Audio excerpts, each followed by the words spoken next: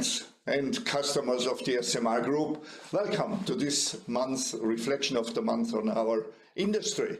We are standing at the point at the moment which surprised all of us, I guess, in a positive way.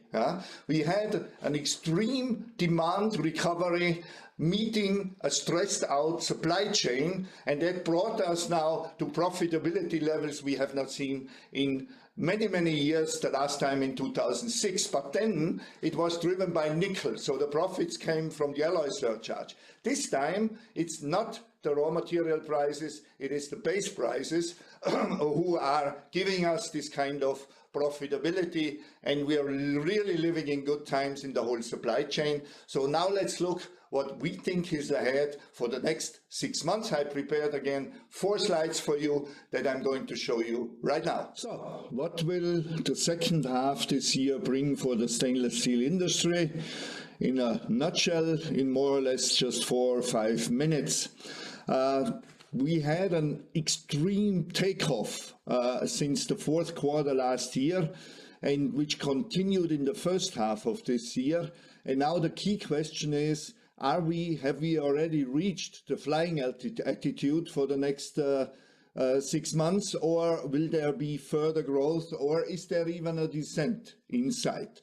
Let us first look at the commodity prices, which are always a little bit an early indicator also for what's going on, and we had extreme developments here in the first half of 2021.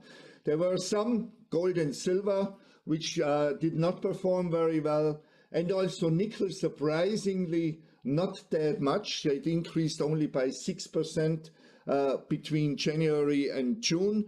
But one thing you have to see also here, there are 2 components. One is from which level are we coming, and nickel was already relatively high at the beginning of the year, and then, what performance did we see in the last 6 months. Then you see aluminum, carbon steel scrap, not that much. Stainless steel scrap, which is mostly influenced by the nickel price, only 24% more expensive, but it shows that the discounts have come down substantially in stainless steel scrap in the first 6 months. And then when we look at chrome, performed even better, 34% price increase. And then when we look at the stainless products themselves, like the 300 series, 304 plus 56%, and 430 plus 65%, you see that kind of a price development I was wishing for the last 10 years. We never saw it, but now it's there, and particularly ferritics seem to be basically sold out for the rest of the year, which is expressed in the price. FEMO, that has a specific reasons behind that, why molybdenum has performed that extremely well with a 90% price increase. The reasons are mostly in China, but we don't have enough time to discuss that here. And then last but not least, carbon steel, outperformed everything. Prices have doubled in the first half of 2021. Now, if we translate that into the stainless steel producers, and there might be some quite interesting things. The share price is usually expressing how investors see the industry. And you see that some, like Sandvik and Tubacex, the seamless tube makers, they did not perform well at all in this overall positive stock exchange development here. The reasons here are twofold. Also for Sandvik, it is mostly that they had a relatively high level of share evaluation. And for Tubacex, it is this kind of project business they are in, which is a late cyclic business, and that's why there was not this big increase. Then we have companies like Allegheny, which are heavily into aerospace, which is still, of course, very weak, and also there the performance was not that much. Acerinox had a relatively high share price, so they did not come from such a deep trough before. And then you see it goes all the way up. The other Europeans, 40% almost up, Aram up. And then Outokumpu, particularly 64% up. But here I would say you have to see where they were 6 months ago, and their evaluation was very, very low. And the same applies, of course, to Swiss Steel. Swiss Steel now, the future is clear. The shareholder structure has been cleared. A new, very strong shareholder came in, a Swiss billionaire, and all that, shows that the investment community is more or less believing again in the future of Swiss Steel. Tisco, no idea why they have doubled, and also Mukhand, I wish I would have bought these shares, but they were absolutely not on my radar. Also more than doubled any investment in the last 6 months. So now we are talking about the future, because the future is what's interesting. And here, let's talk first about the nickel price. This was the average 17,500 of the first half, and we have many explanations, pros and cons, drivers, inhibitors, but we believe that for the second half, the average will be a little bit lower than actually it was in the first half. So nickel more or less stable for the rest of the year. For ferrochrome, we see different. From 111, we believe that the average can again go up in the second half. So thumbs up for ferrochrome. Moly oxide, also there, we believe that there is still upside potential of more than 20%, from 1270 to 15.5 on average dollars per pound, so relatively strong up. Now we're coming to stainless. Stainless steel market volumes, and I'm talking here real volumes, because, we talked about that before. The difference between real and apparent demand is the stock levels, and we have this bullwhip effect. We discussed that in detail in earlier videos here. We believe that on average, the second half of 2021 will be in Europe slightly below the first half, but it's more or less a stagnating situation when you look at the tons. Whilst in the US, we see still a little bit an upside potential for the demand in the second half. So that's demand.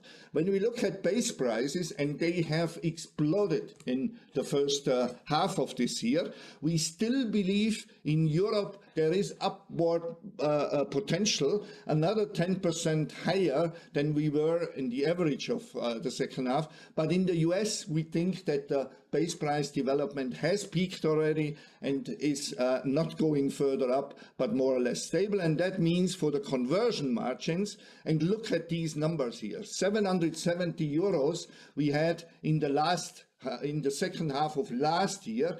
We are now already on an average at almost 1,400, and this I must say is the conversion margin including the distributors. So that's not only the mills, it's also the distributors, 1,400, and we believe that particularly in Europe here we still have room to go up here, because we have stagnating raw material prices and still an increase in the sales prices of about 10%. So here, Europe slightly down, USA slightly up, base prices up in Europe, flat in the United States, and the conversion margins still go up. So we are living in times which we have not seen since 2006. And I was praying for it for more than 10 years, that the good times will come back, and here they are. So now draw your own conclusions and make the best out of that. What we have seen is that we are flying on a very high level at the moment when it comes to profits in our industry, which is beautiful. But now the key question is, how sustainable will that be? And my prediction is it will be a lot more sustainable than in 2006. When the nickel bubble burst in July 2006, profitability immediately collapsed as well. This time, this situation of a tight stainless market will last for quite a number of quarters ahead.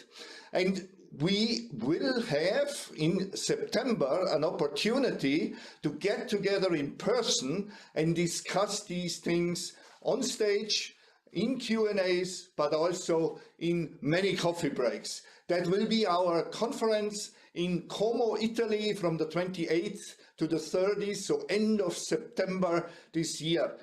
We have a fantastic program, the who is who from the whole supply chain will be there.